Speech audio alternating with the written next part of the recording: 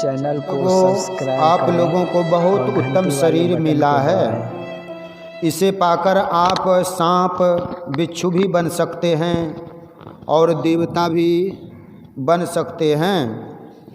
पाप कर्म करेंगे, अधम कर्म करेंगे तो फिर सांप बिच्छू बनेंगे, और सदाचार का पालन करेंगे तो भगवत भजन करेंगे। पाप नहीं करेंगे तो देवता तुल्य हो जाएंगे। झूठ नहीं बोलें, एक शब्द को छिपा लेने से भी झूठ है। बात मत चुराइए, एक बात से किसी को लाख रुपये मिल जाते हैं और किसी को 1,00,000 रुपये की घटी हो जाती है। हिंसा नहीं करें, मन से, वचन से और कर्म से, तीनों प्रकार की हिंसा से बचें। किसी भी नशीली चीज़ का सेवन न करें, व्यभिचार न करें। यह तो हुआ संसार में कैसे रहेंगे। अब ईश्वर भजन कैसे हो, इसके लिए सुनिए। आप कहेंगे कि हम कमाते हैं, खाते हैं, ईश्वर भजन का क्या काम है।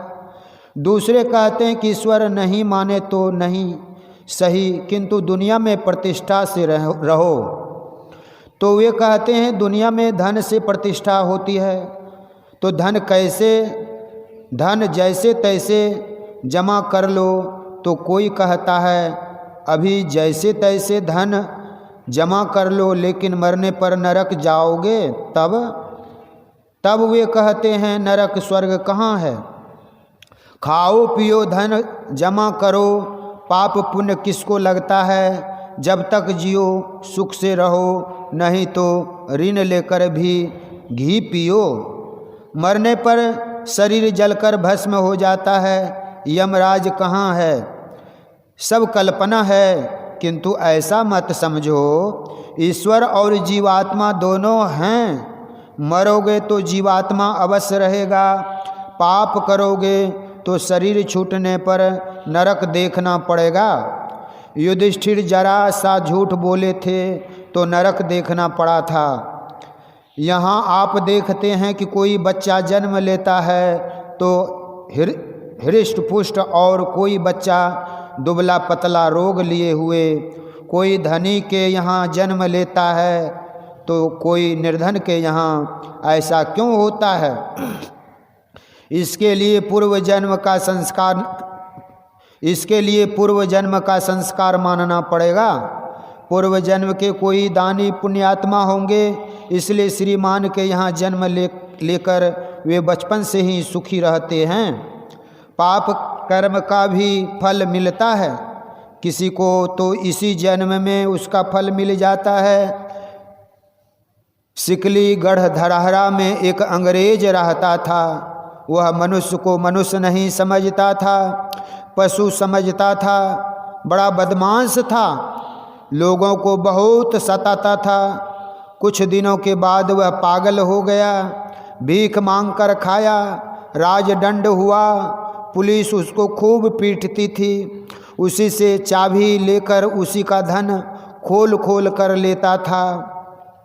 ईश्वर को मानिए, उसमें विश्वास कीजिए। स्वर्ग नरक है, इसको भी मानिए। कर्म फल के अनुसार नरक स्वर्ग और दुख सुख भोगना पड़ेगा ही। संसार में तो सुख है ही नहीं। ईश्वर भजन कीजिए, मोक्ष मिलेगा, तभी सुख है। पहले ईश्वर को जानिए कि स्वरूपतः कैसा है। लोग समझते हैं कि ईश्वर बड़ी सुंदर देह वाला और सिंहासन पर विराजमान होगा, किंतु असली बात तो यह है कि ईश्वर की पहचान आँख से होने योग्य नहीं है। वह कान से सुनने और नाक से सूंघने योग्य भी नहीं है। त्वचा से स्पर्श होने योग्य नहीं है। वह इंद्रियों से ऊपर है। शरीर और इंद्रियों को छोड़कर आप स्वयं रहते हैं। तब अपने से जो पकड़ेंगे वही ईश्वर है। लेकिन जब तक वह चेतन आत्मा मन बुद्धि और शरीर इंद्रियों में रहती है, तब तक पहचान नहीं सकती जो चेतन आत्मा से जाना पहचाना जाए। इसके लिए कोशिश कीजिए, उसकी युक्ति गुरु से जानिए। अपने गांव से आप यहाँ आए हैं, जब आप घर जाने लगेंगे तो जैसे तैसे जिस रास्ते से यहाँ आए हैं, यहाँ से उधर जाने में वैसे वैसे इन सब गांव को छोड़ते छोड़ते अपने गांव पहुँचेंगे। उसी तरह आप शरीर इंद्रिय और मन बुद्धि में आ गए हैं, इन सब को पार कर वहाँ पहुँचिए जहाँ से आए हैं। किसी चीज़ को समेटिए तो उसके विपरीत की ओर उसकी गति हो जाती है। इसी तरह जब यह मन इंद्रियों की ओर रोका जाएगा तो जिधर मन इंद्रिय आदि नहीं है उधर को बढ़ेगा।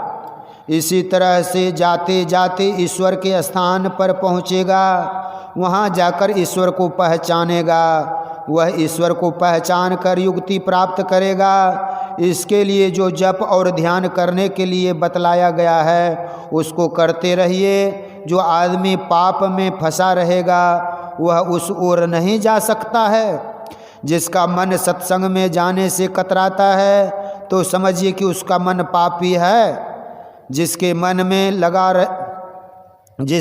में लगा रहे कि सत्संग में कब जाएं तो उसके पाप नहीं होगा, उससे पाप नहीं होगा। यदि उससे पाप हो भी जाए और वह कह दे कि भाई मुझसे यह पाप हो गया, तो उससे फिर पाप नहीं होगा।